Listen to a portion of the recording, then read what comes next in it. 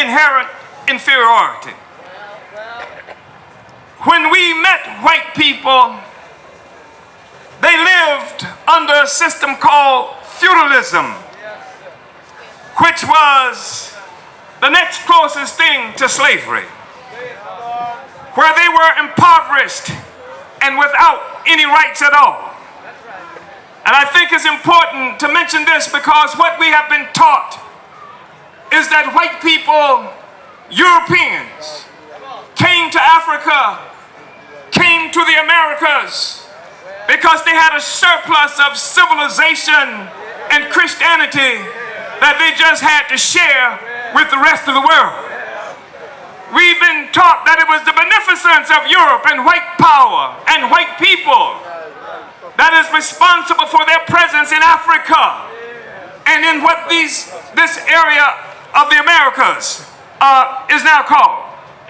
But the truth of the matter is that white people lived under despotism, poverty, and disease. When we met white people, they lived under feudalism, a system that lasted for 1,000 years, where white people lived in sometimes state of absolute nakedness because they had nothing to wear, where much of what they earned, some of what they earned, I should say, went to themselves, but the vast majority of what they earned went to the nobility, to the landlords. The majority of the people were serfs and peasants who worked for the nobility. This is where you get the myth of Robin Hood, running around and robbing the rich to give money to the poor. And Europeans lived in a severe state of poverty. Between the 4 years of 1347 and 1351, half the white people on the planet Earth died of plague. They call it the Black Plague, but we had nothing to do with it. The plague was so serious that you cannot have any kind of meaningful economic life if half the population dies within 4 short years. And then for the next 100 years, that and other plagues wiped out much of Europe. It was so desperate that even the Pope, who claimed to have a special relationship with God, left the Vatican to try and find some place where no other human beings were living because he didn't want to meet God. He didn't want to meet the Jesus that he talked about so much in person. The plague was serious. Dogs died, cows died, horses died. Husbands died and their wives left them where they lay because she was afraid to catch the plague herself. So this was the Europe that claims to have come out to rescue us, when the reality is it was poverty and disease and desperation that pushed Europe, these people we call Europeans, out of Europe and into the rest of the world. How did Europe rescue itself from this state of poverty and oppression? First of all, it's really important for us to get a grip on this because all of us have been fed fantasies that they call history to explain this to us. They sometimes tell us that Europeans left Europe because they wanted to find spices, and I believe there's some truth in that. But you must think about this. At the same time, they claimed, and it was true, that white people did not know the world was round, where they assumed there was a possibility that they might actually sail off the earth. They would travel for months on the water, threatened by the possibility to sail off the earth looking for nutmeg. If that's not poverty, I don't know what is. So Europe was caught up in poverty and despair. And it was the slave trade. It was the attack on Africa itself, the war on Africa itself, that began the process of rescuing Europe. It was an attack on these lands here that that were inhabited by an indigenous population that had never seen a white man before. It was a consequence of this attack where resources began to leave, going back to Europe. It was the attack on China in 1841 and 42 that they called the Opium War, fought by England against China because China refused to trade tea with the British for opium. The Chinese did not want opium, and the British fought a war to force the Chinese to give them tea for opium and turn China into a nation of junkies, of drug addicts. This is that tea-sipping, civilized England that is always preaching to the rest of us. That England is sipping tea because it fought a war against China. There are no tea tree leaves in London. They didn't get that from London. They went into China and fought a war. So here you have a situation where a group of people who live in what we now call Europe, a concept that didn't see the emergence of the European nation at the expense of the consolidation of Africa, the Americas, and other peoples around the world. It's really important for us to understand that. And this sense of sameness is consolidated. It rests upon a foundation of an economic system, a social system that they refer to as capitalism. Capitalism is a dog-eat-dog system that needs exploitation in order to exist. It is a parasitic social system. Would be no capitalism if there had been no slavery. Slavery was the first big business in the world. It was the slave trade. It was the trade in black people, your parents and my parents, that united the world into a single world economy. That was a precondition for the rise of capitalism, a blood-sucking social system that continues to challenge the existence of everybody in the world today. Human trafficking. So, there was a time when there were all these different group of people that have now become white people. We invented the white man. White man didn't even exist before the 17th century. Europe didn't even exist before the 17th century. It's important for us to understand this, brothers, because they would convince us that it is they who brought civilization to us, when the truth is we were building pyramids before white people learned to master fire. It's the truth.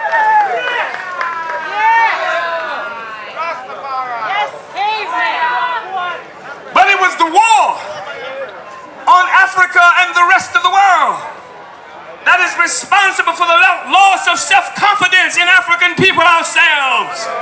Here we are, the giants that brought human civilization to the planet, now find ourselves living under the worst kind of oppression. I grew up as a child, like everybody in this meeting had to have grown up, looking out unto the world, and every place I looked in the world, when I saw somebody who looked like me, they were starving, they were oppressed, they were conferred, they had violence and ignorance imposed on their lives.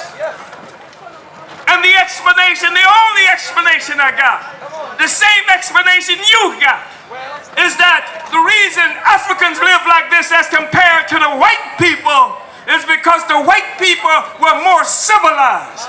They had civilization and we had none. That's what we got taught in their institutions, in their colonial institutions. They taught us that the white people had wealth and resources because they were thrifty and we didn't save our money. This is the lie that has been imposed on us.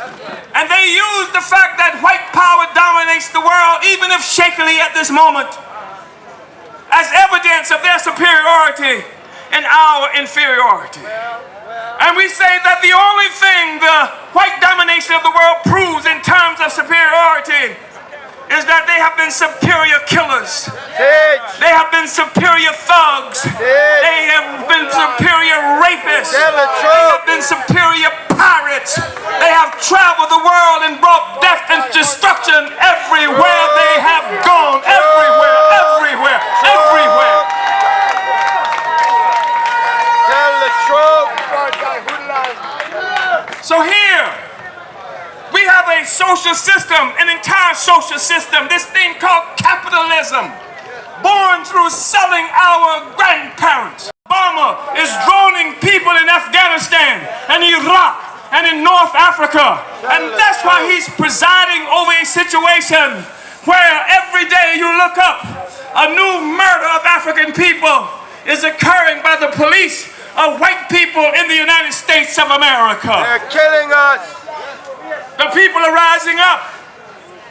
And as a consequence of the people rising up, the whole economic system is being destabilized. This is not the first time something like this has happened. Europeans now struggling with each other, struggling with competitors to see who's going to get what part of Africa. You know, the first imperialist war that they call World War I was a war to redivide the world among white people.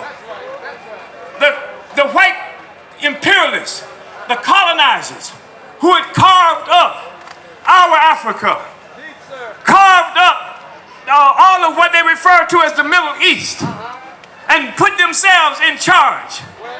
With the first imperialist world war they called World War I, they fought because some of them were dissatisfied with the portion of the world they had. They didn't have enough black people under their domain. They didn't have enough Arabs under their domain. They weren't able to get enough resources from the Middle East and from the Americas, etc. So like any group of gangsters, they went to war with each other to redivide the world. And in this process, they created an organization that was called the League of Nations. It was a precursor to this organization that's called the United Nations today. And while they were in their meetings in the League of Nations, debating who was going to get what part of Africa, it was Marcus Garvey who stood up and said, Africa for Africans, those at home and those abroad. In the middle of that crisis, it's important for us to understand that he didn't say Africa for Jamaicans. He didn't say Africans for Afro-Germans. He said Africa for Africans, those at home and those abroad. It is because Garvey understood quite clearly that we are one Africa. Can you say that? One Africa. If I say one Africa, will you say one nation? One Africa. One nation. One Africa. One nation. If I say one nation, will you say one Africa? One nation. One nation. One Africa. One nation. Uhuru. This is what Garvey understood and fought for. It wasn't just a pipe dream for Garvey.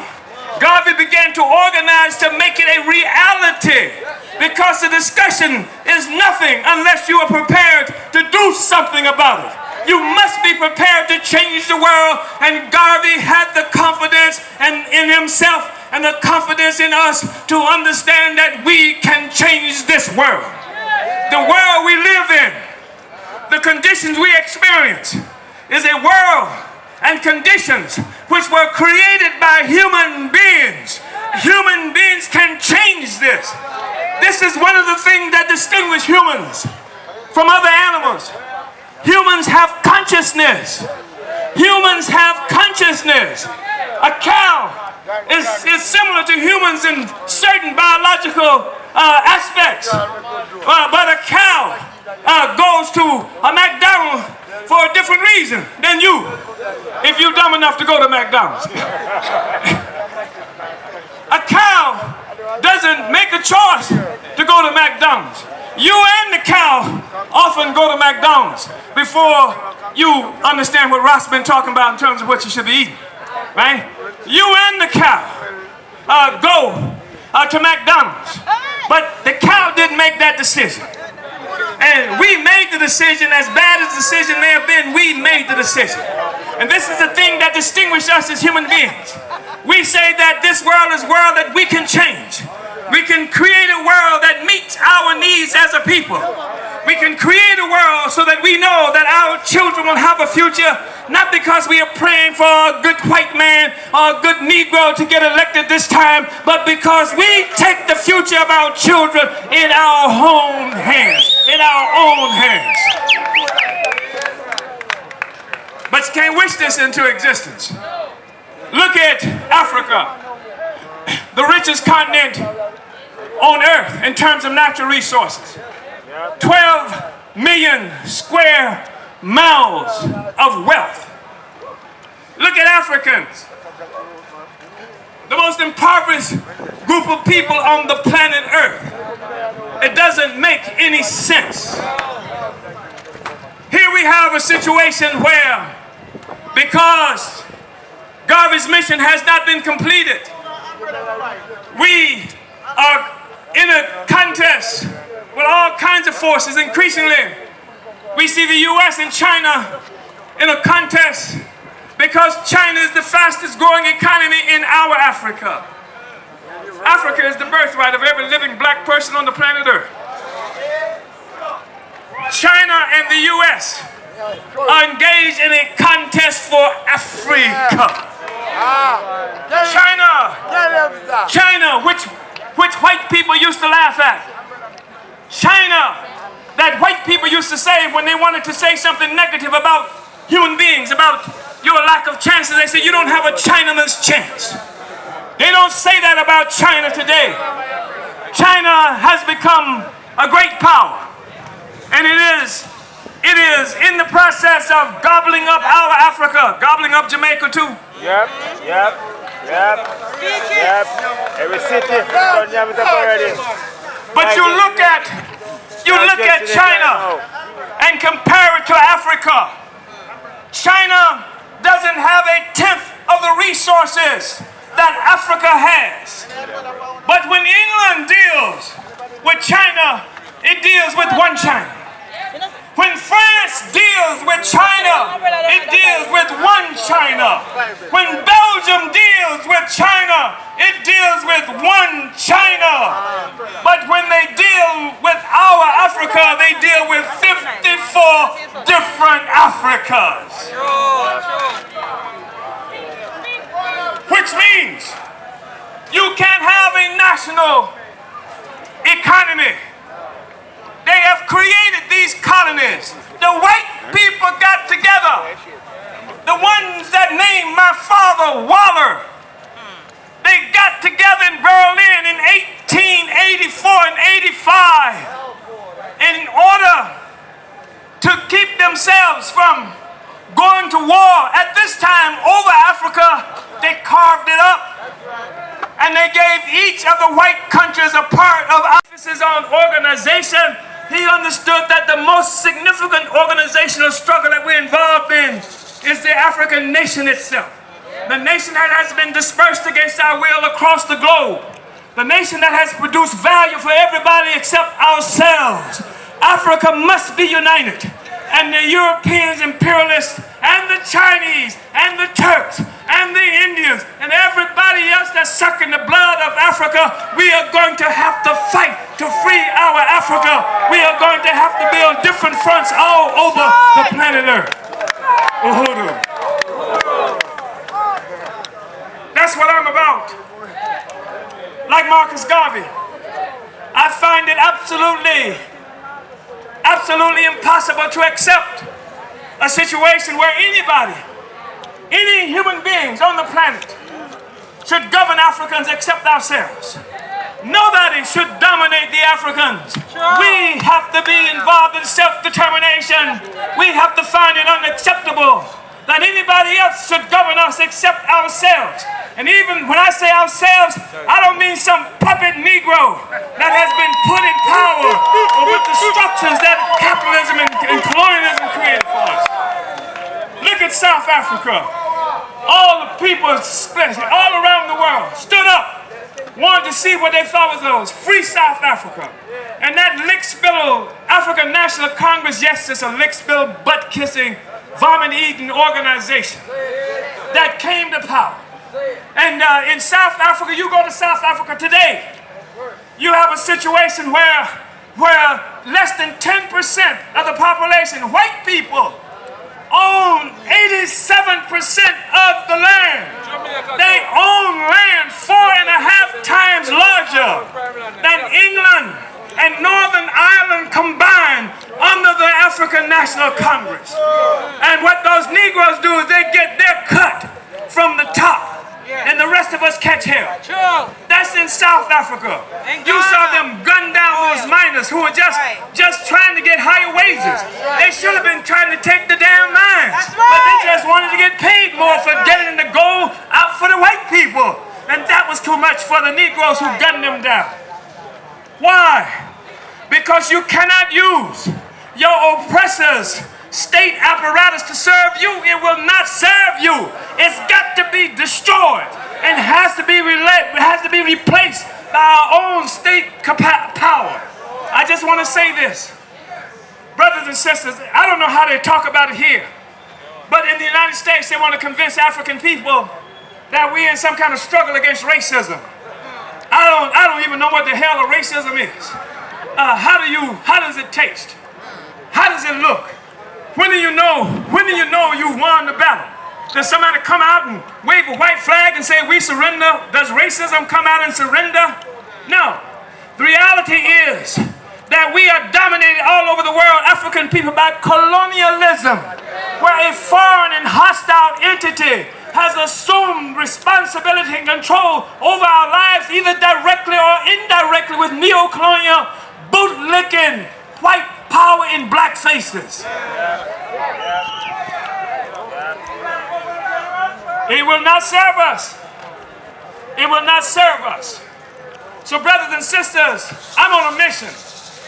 I'm working for Marcus Garvey. I'm working for Marcus Garvey. My objective is to build a revolutionary movement stretching across the globe of black people, African people who want to be free. Who want to be free. And one of the most important tasks that we have before us, we have to organize. And then we have to create a revolutionary ideology so that we know what the hell it is we are struggling for. Because our enemies have us struggling against our own interests too often. I met a wonderful young sister at a museum here a couple of days ago. Her name is Michelle. She said she was going to be here. And Michelle taking me through the museum. I guess it's a Taino. Is that what it's called, the Taino Museum? She says, when I'm talking to her about Africans uniting, she says, I don't believe it. Africans will never unite. We will never be able to be free. And the reason she doesn't believe it is because she doesn't know what put us in this situation. If she knew what put us in the situation, then she could read the signs. She can see the decline of white power right before her very eyes and know what it is that she's looking at. But she can't. So ideology is really important. Educating the masses, a hardcore of revolutionaries. Everybody's not going to be a revolutionary, and that's all right. But if you can't be a revolutionary, you got the responsibility to support the revolution, whether you can be a revolution yourself. We have to create any people, any oppressed people that ever won his freedom had to first create a revolutionary organization of steel cadre who may have been school teachers, bus drivers, bricklayers, lawyers as occupations, but their profession was revolution. Revolution. We have to have an international organization of professional revolutionaries. That way, we bring into reality one Africa, one nation. Not as a slogan, but as a reality. I want to leave you with one other slogan.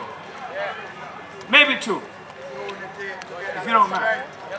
We always open up our meetings with Uhuru. You call our office any place on earth. Call our office in the Bahamas. They would answer the phone and say Uhuru. Call our office in London. They would say Uhuru. Call our office in Stockholm. They would say Uhuru.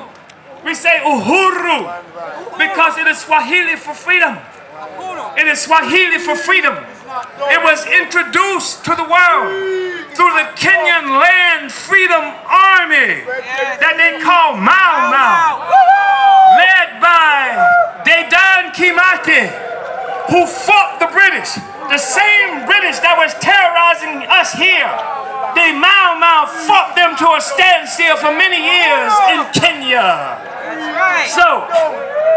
So we believe that Uhuru should be on the minds of African people 24 hours a day.